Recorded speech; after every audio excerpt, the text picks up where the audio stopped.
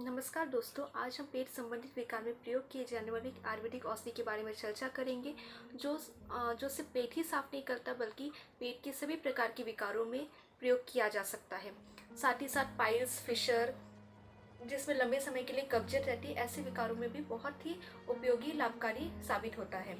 इसका प्रयोग सभी प्रकार के लोग, सभी वर्ग के लोग बहुत ही आराम से बिना किसी साइड इफेक्ट के प्रयोग कर सकते हैं। मार्केट में बहुत प्रकार के आयुर्वेदिक चूर्ण आते हैं, बहुत प्रकार के सिरप आते हैं, चाहे वो आयुर्वेदिक हो, चाहे एलोपैथिक हो, चाहे किसी भी पैथी में हो, जिसका आप पेट साफ करने के लिए प्रयोग तो करते हैं। कुछ समय के लिए आपको आराम भी मिलता है, लेकिन एक समय के बाद उसका जो प्रभाव होता है वो कम पड़ने लग जाता है या फिर आपको उसके साइड इफेक्ट देखने को मिलते हैं।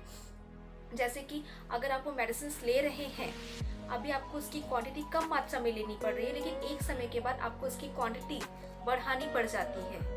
अभी आप अगर वो 1 चम्मच ले रहे हैं तो कई दिनों के बाद आपको 2 चम्मच लेना पड़ेगा, या फिर आपको क्वांटिटी तो नहीं बढ़ानी पड़ेगी, आपका पेट साफ भी हो रहा होगा लेकिन बिना उसको लिए आपका पेट साफ नहीं होगा, या फिर आपको उसके दूसरे साइड इफेक्ट देखने को मिलेंगी, जैसे कि पेट में ऐंठन होना, मरोड़ होना, या फिर बार बार दस्त होना।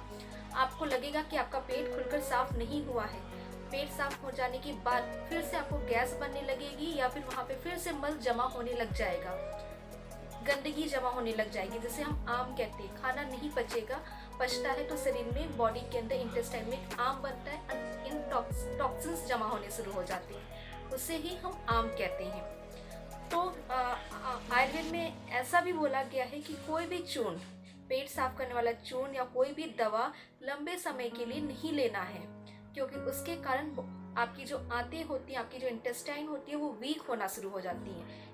तो चलिए आज हम एक ऐसी आयुर्वेदिक औषधि के बारे में बात करेंगे जो बहुत ही सौम्य है, माइल्ड है, इसके किसी भी प्रकार की कोई साइड इफेक्ट नहीं है।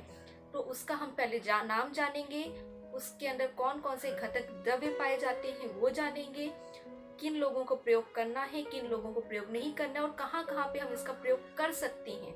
पेट साफ करने के अलावा और कहाँ कहाँ पे हम इसका प्रयोग कर सकते हैं, इन सब चीज़ों के बारे में जानेंगे। तो आज का जो हमारा टॉपिक है उसका नाम है अभ्यारिष्ट। ये 2 वर्ड से मिलकर बना है, अभ्या और अरिष्ट। अभ्या को हम हरितकी भी बोलते हैं, हिरडा बोलते हैं, धात्री बोलते हैं, शिवा बोलते हैं, विजया बोलते हैं, और भी नाम है, पर ये मेन कुछ कॉमन नाम है। तो इसको धात्री क्यों बोला गया है अभ्या को?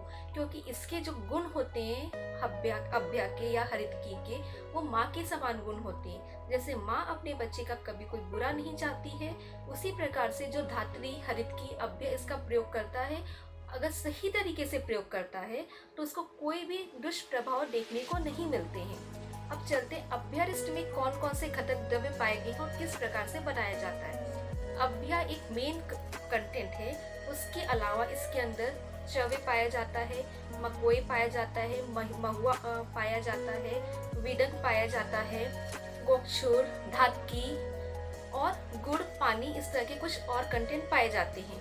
इसमें हम क्या करते हैं, इन जो कंटेंट है उसको लेते हैं, साथ ही गुड़ लेते हैं, इन सबको मिला के इसका फर्मेंटेशन किया जाता है। फर्मेंटेशन करने के बाद एक लिक्विड फॉर्म में मेडिसिन तैयार होती है, जिसको अभ्या अरिष्ट बोलते हैं। बहुत सारे अरिष्ट हैं लिक्विड फॉर्म में, उसमें से एक अरिष्ट का नाम है अभ्यारिष्ट। ये मेनली पाचन संस्था पे काम करता है, पाचन संबंधी किसी प्रकार की भी बीमारी होती है उस पे काम करता है। तो चलिए हम इसके मेन जो पॉइंट्स हैं, कौन कौन सी जगह पे इसका प्रयोग करते हैं वो जानेंगे। मैं पहला तो ये हमारी जो इंटेस्टाइन होती है, उस डाइजेस्टिव सिस्टम होता है, उसके ऊपर काम करता है। पाचन शक्ति बढ़ाता है, जो भी हम खाना खा रहे हैं उसको पचाने में काम करता है, मदद करता है। भूख बढ़ाता है, जो अग्नि मंद हो जाती है, खाना खाने की इच्छा नहीं होती है, या फिर खाना खा लिया लेकिन प्रॉपर तरीके से पचता नहीं है, गैस बनने लग जाता है, अफारा होता है, पेट फूला फूला लगता है, पेट में गुड़गुड़ाहट होती है, या फिर गैस अच्छे से निकल नहीं पाती, उन सब में अभ्यारिष्ट का प्रयोग किया जाता है। गैस बनने के कारण कभी कभी मल का वेग प्रॉपर तरीके से नहीं हो पाता है, मूत्र, यूरिन का फ्लो भी प्रॉपर तरीके से नहीं हो पाता है, तो इस कंडीशन में भी हम अभ्यारिष्ट का प्रयोग करते हैं। अभ्यारिष्ट मेनली लीवर, स्प्लीन पे काम करता है। ये एक प्रकार का क्रूमिग्न भी है। क्रूमिग्न मतलब क्या है, ये अगर पेट में किसी भी प्रकार के कीड़े हों तो उसको भी मारने का काम करता है अभ्यारिष्ट। ये एक बहुत ही माइल्ड लैक्सेटिव है, रेचक है और साथ ही साथ पाचक है, अग्नि को बढ़ाता है, कब्जियत को दूर करता है। इसके अंदर ऐसी प्रॉपर्टीज़ इसके अंदर जो प्रॉपर्टीज़ होती है वो बाकी जो दूसरी मेडिसिन होती है, जमाल गोटा या फिर सनाई, इनके जैसी नहीं होती। अगर आप जो दूसरी आयुर्वेदिक मेडिसिन है पेट साफ करने वाली, उसमें आप पाएंगे जमाल गोटा, सनाई जैसे चूर्ण पड़े होते हैं, मेडिसिन पड़े होते हैं। ये क्या करते हैं, अगर आपने लंबे समय के लिए लिया तो जो आपकी आंतें होती हैं, जो इंटेस्टाइन की जो पेरिस्टलेटिक मूवमेंट होती है, जो नॉर्मल गति होती है, उसको बिगाड़ देता है, उसको कमज़ोर कर देता है। या फिर आपको उसके कारण अगर आपने दूसरे पेट साफ करने वाली दवा ली तो आपको एक डर बना रहता है कि ऐसा तो नहीं होगा कि आपको बार बार पेट साफ होने के लिए जाना पड़े, बार बार दस्त हो। ये सारे डर बने रहते हैं, लेकिन ऐसा अभ्यस्त में बिल्कुल भी नहीं है। आप बिल्कुल टेंशन फ्री इसका प्रयोग कर सकते हैं। इससे आपकी आंतें बिल्कुल भी कमज़ोर नहीं होंगी। आपकी जो गति होती है आंतों की, वो बिल्कुल भी डिस्टर्ब नहीं होगी। और जो डिस्टर्ब हुई भी होती हैं तो उसको पुनः नॉर्मल कर सकती है। इसके अंदर ये प्रॉपर्टीज़ होती है। तो इसलिए आप ये बिना किसी डाउट के, बिना किसी डर के, भय के आप आराम से इसका प्रयोग कर सकते हैं। दूसरा, आप इसका लंबे समय के लिए भी 5-6 महीने आराम से प्रयोग कर सकते हैं बिना किसी डर के। अभी हम ये जानेंगे कि इसका प्रयोग किसको किसको नहीं करना है। प्रेग्नेंट लेडी को इसका प्रयोग नहीं करना है। लैक्टेशन, दूध पिलाने वाली माताओं को इसका प्रयोग बिल्कुल भी नहीं करना है। अगर आप इसका प्रयोग करना भी चाहते हैं तो अपने नज़दीकी डॉक्टर से पूछ करके ही आपको प्रेगनेंसी और डिलीवरी के बाद आपको इसका प्रयोग, ब्रेस्ट फीडिंग के दौरान आपको इसका प्रयोग करना है। अभी हम जानेंगे कि इसकी मात्रा कितनी होनी चाहिए। इसकी मात्रा हमें 3 से 4 चम्मच लेनी है।